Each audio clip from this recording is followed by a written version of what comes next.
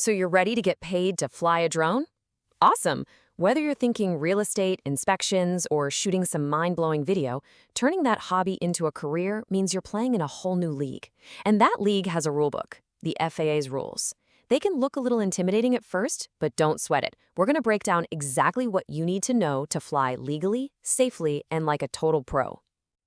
So what is the big difference between flying on a Saturday for fun and flying for a client on Monday? It really all comes down to one critical set of federal regulations. You can think of it as the barrier to entry, sure, but it's also the blueprint for your entire professional career. Let's walk through what every single pro pilot has to master. And it all starts right here with something called Part 107. This isn't just, a list of friendly suggestions. This is the official rulebook. It's what every single commercial drone pilot in the US lives by. Getting this down is the foundation for everything else you're going to do. And look, Part 107 is way more than just a list of don'ts. It's really the FAA's roadmap for how to safely fit thousands of drones into the same sky as airplanes and helicopters. When you understand these rules, you're not just a drone pilot anymore. You become a trusted operator in this huge, complex national airspace system. Now, under Part 107, every single flight has one person who is ultimately responsible for, well, everything. That person is the remote pilot in command, or the RPIC. Doesn't matter if you're flying solo or with a whole crew, if something goes wrong, the buck stops with you. It's a serious title with some very real responsibility.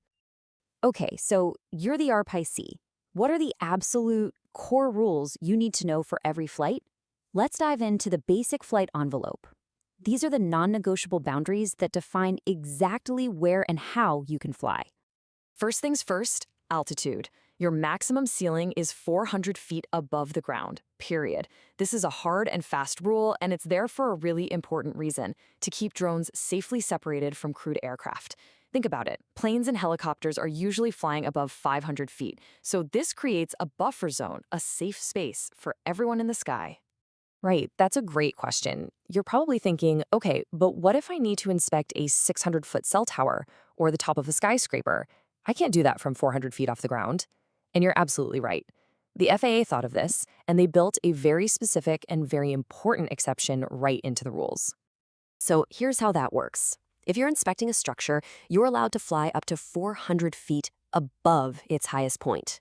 The catch is you have to stay within a 400-foot horizontal bubble around it. This lets you get the job done on tall assets while keeping you safely contained and away from other air traffic. Next up, speed. Your drone can't go faster than a ground speed of 100 miles per hour. For you aviation buffs out there, that's 87 knots. Now, most commercial drones you'll be flying won't even get close to that speed, but it sets a clear performance limit for all the aircraft operating under Part 107. All right, let's talk about visibility. Before you even think about taking off, you need to be able to see at least 3 statute miles from where you're standing with the controller. So if it's foggy, super hazy, or raining hard, the flight's a no-go. It's pretty simple. You have to be able to see and avoid anything else that might be in the air. And that leads us to maybe the most fundamental rule of them all, visual line of sight, or VLOS. This means you, the pilot, or someone on your crew called a visual observer, has to be able to physically see the drone with your own eyes at all times. No binoculars, no FPV goggles to fly it. If it's just a tiny dot in the sky and you can't tell which way it's oriented, you've gone too far. It's that simple. Okay, so we've covered the basics, but the drone world is always evolving, right? And the rules have evolved with it. So let's talk about 2 of the most common advanced situations, flying after the sun goes down and flying near people. For years, if you wanted to fly at night, you had to get a special waiver from the FAA. It was a whole process. Well, not anymore. Now, as long as you've taken the updated recurrent training and your drone has anti-collision lights that are visible for at least 3 miles, night operations are considered routine. This was a massive game changer for the industry. Flying over people used to be a huge no-no, but these rules have gotten a lot more nuanced. Here's the main takeaway. You can often fly over people without a waiver if they're part of your crew, or if they're under a solid roof, or if your drone itself meets some very specific safety standards. But for the riskier stuff, like flying over moving traffic, or using a heavier drone that isn't safety rated, yep, you're still going to need to get that waiver from the FAA. All right, let's switch gears a bit. We've talked about the rules of flight, now let's talk about the drone itself. Every commercial drone needs a clear identity, kind of like a car needs a license plate. And this is handled through 2 key things. registration, and remote ID.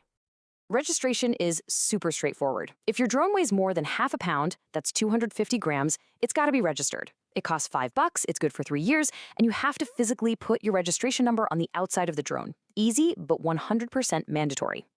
Now for the new kid on the block, remote ID. The absolute best way to think about this is like a digital license plate for your drone. While it's flying, it's constantly broadcasting a signal with info about the drone. This is a huge deal for safety and security because it helps law enforcement and the FAA know who's flying what, where.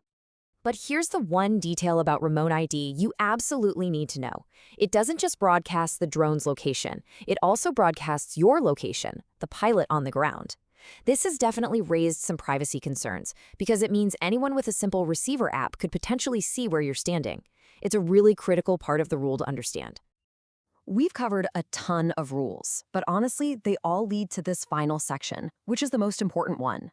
Being a pro pilot isn't just about memorizing rules, it's about having a mindset of safety and responsibility before your drone's propellers even start to spin. And let me be really clear about this. This isn't just good advice, it's the law. The regulations legally require that every remote pilot in command conduct a full pre-flight assessment to find and deal with any potential risks. This is not optional. It's a required step every single time. So, what does that actually mean? It means before you even launch, you're asking yourself a few key questions. Is the weather safe? Are there any temporary flight restrictions in the area for, say, a ball game or a VIP visit? Where are all the people, the cars, the buildings? And what else do I need to worry about, like power lines or trees? You have to build a complete picture of the whole operation in your head before you even power on. See, at the end of the day, being a Part 107 pilot means that safety and compliance have to be baked into your professional DNA. It's all about proactive planning and smart risk management, not just mindlessly going through a checklist. It's about having the good judgment to make the right call every single time.